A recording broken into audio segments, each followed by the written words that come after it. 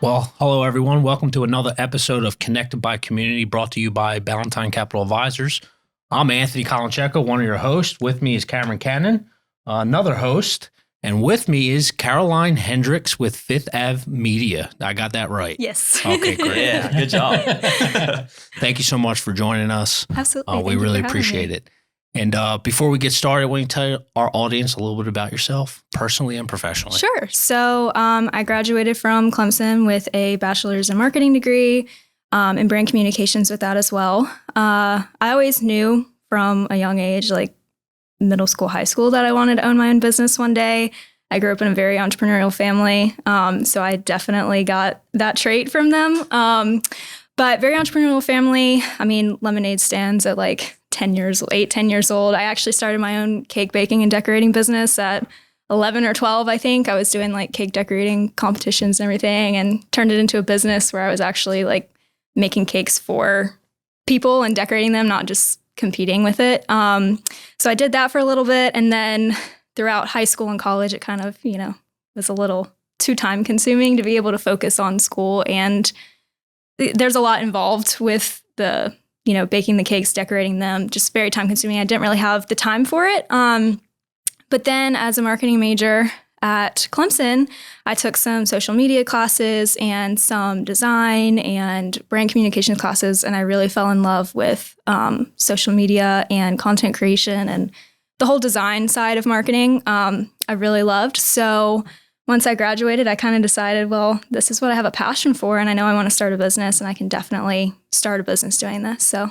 that's what I did, and here we are. Very cool. Very cool. And marketing's obviously blowing up, right? Every brand is wanting more of it and the best of both worlds. So I guess talk to us a little about that. What are some of the things you do for brands? Say, somebody calls you up or DMs you on Instagram and says, hey, I want to work with you. What kind of services do you offer? Yeah, so I offer social media management and content creation, mostly social media management. But that's basically where I am creating a content and posting strategy for them, helping them really optimize their social media, actually curating content and captions and posting for them, interacting and engaging with their audience.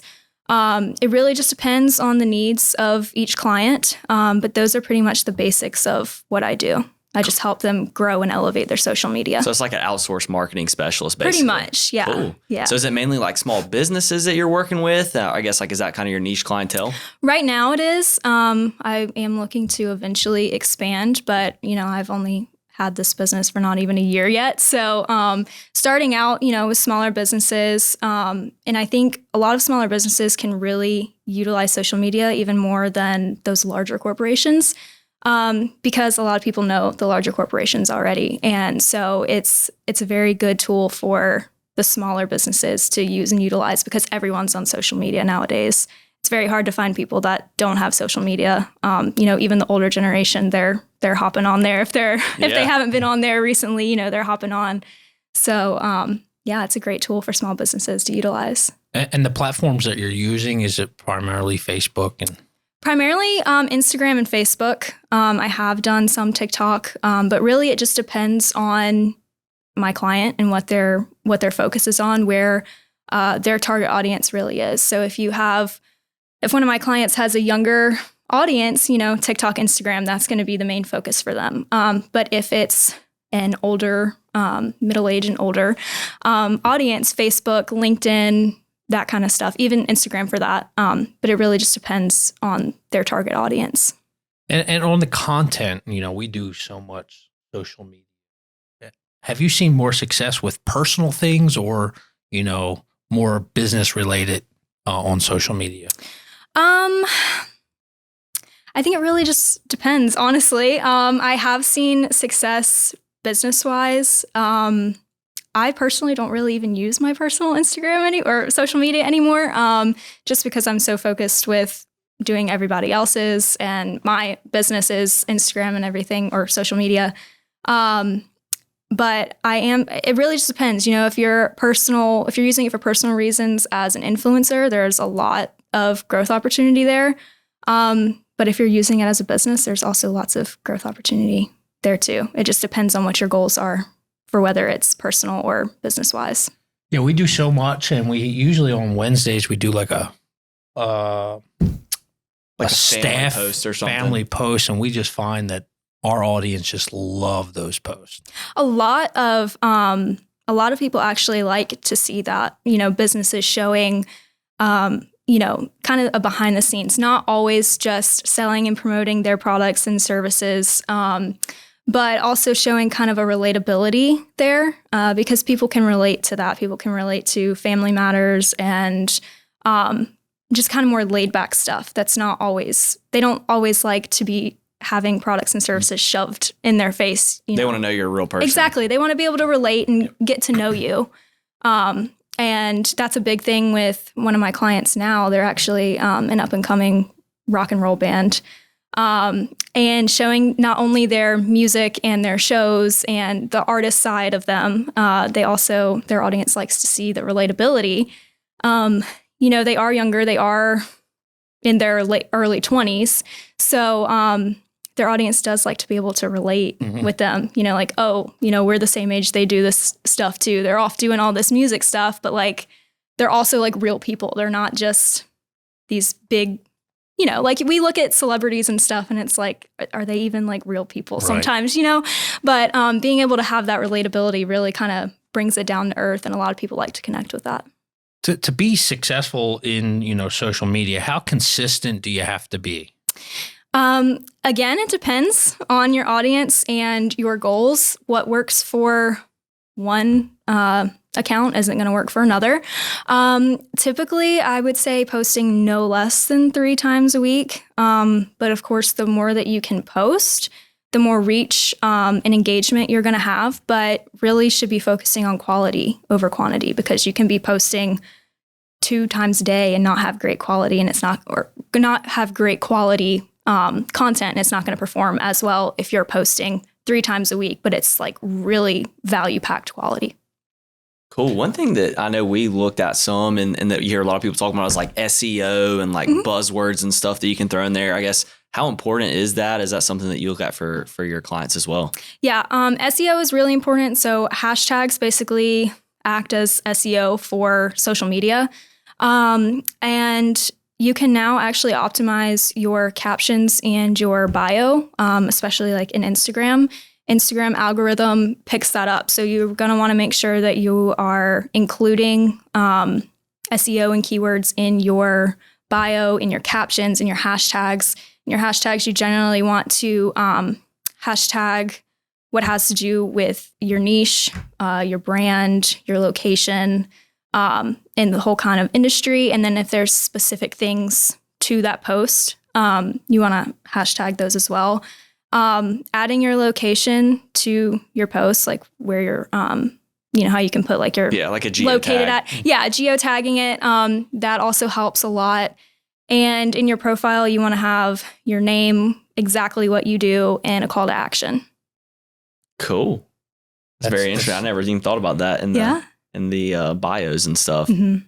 So I guess like there's just like AI and bots or whatever that just crawl your stuff, and then that just kind of ranks you for how popular you are, basically. Yeah. So a lot of people actually think that likes and comments is like the biggest thing for pushing your content into the algorithm, but it's also shares and saves that are very underrated. The more shares you get, the more saves you get on the post, really help to boost your content into the algorithm more so than just likes and comments on there. For a new, prospect, what's the process like? Yeah. So we will talk, about briefly kind of what they're looking for, what they're expecting, what issues they're having right now, what they want to see improve, basically what their pain points are and how I can help them with that. And then we come to an agreement. We'll come up with either they'll pick one of my packages or I can do a custom package if necessary.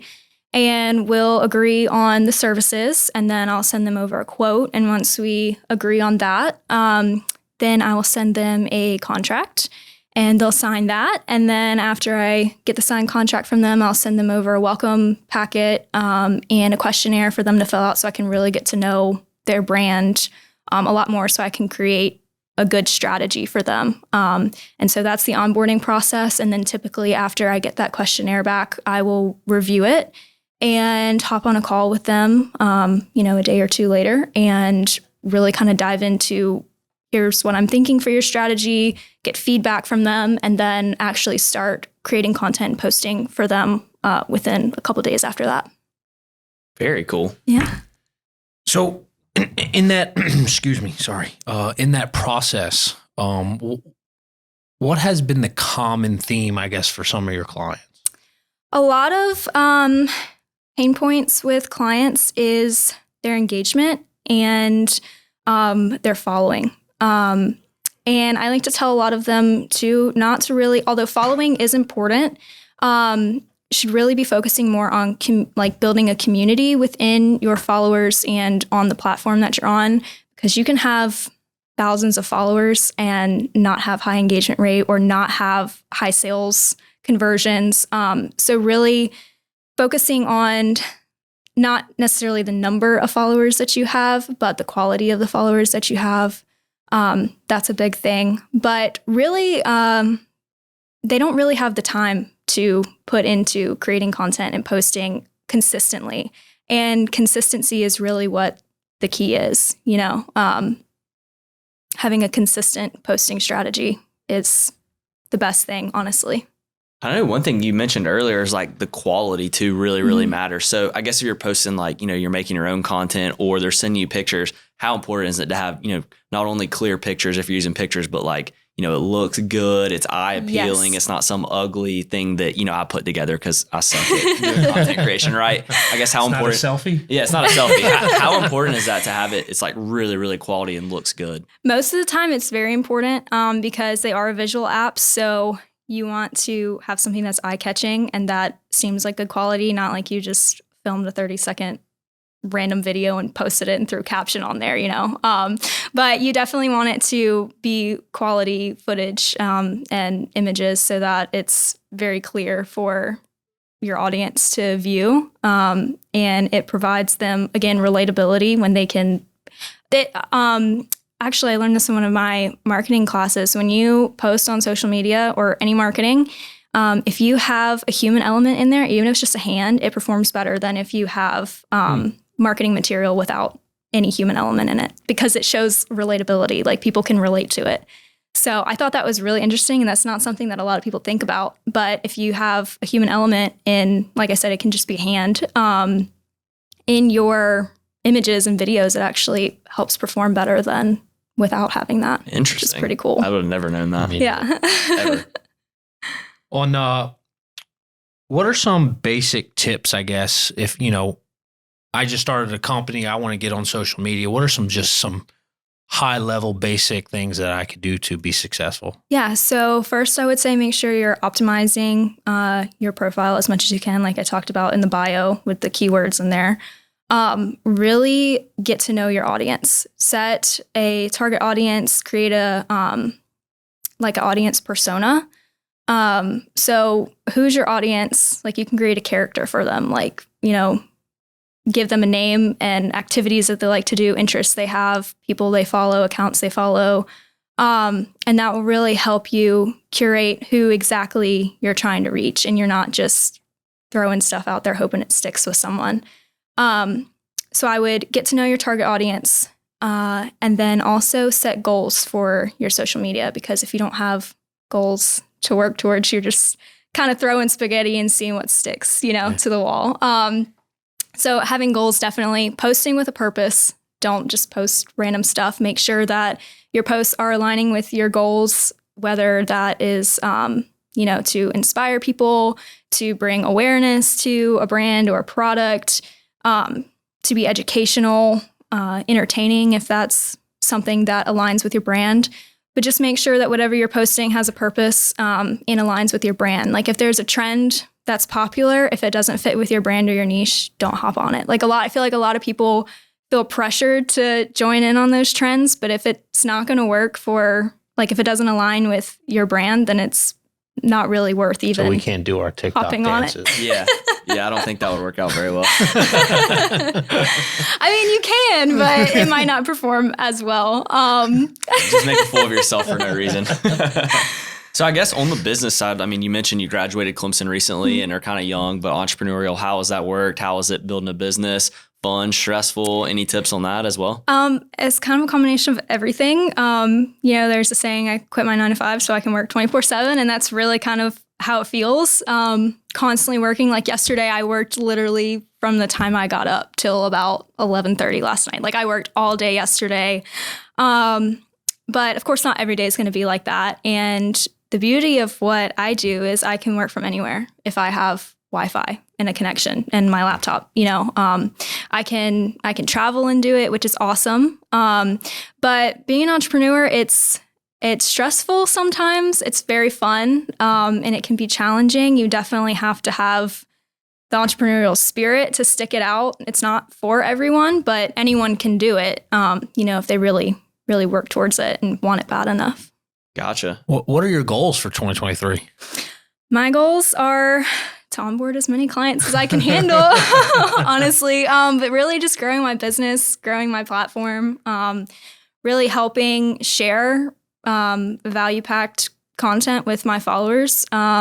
Maybe I'm thinking about even putting together some courses for other people that are maybe wanting to start social media management or, business owners that are wanting to elevate their social media, but they don't necessarily have the funds to hire a manager full time, at a monthly cost, because not everyone can afford it. But I'm thinking about putting a course together for people so that they can, purchase that, but also learn everything basically that I would be doing for them so that they can elevate their social media on their own.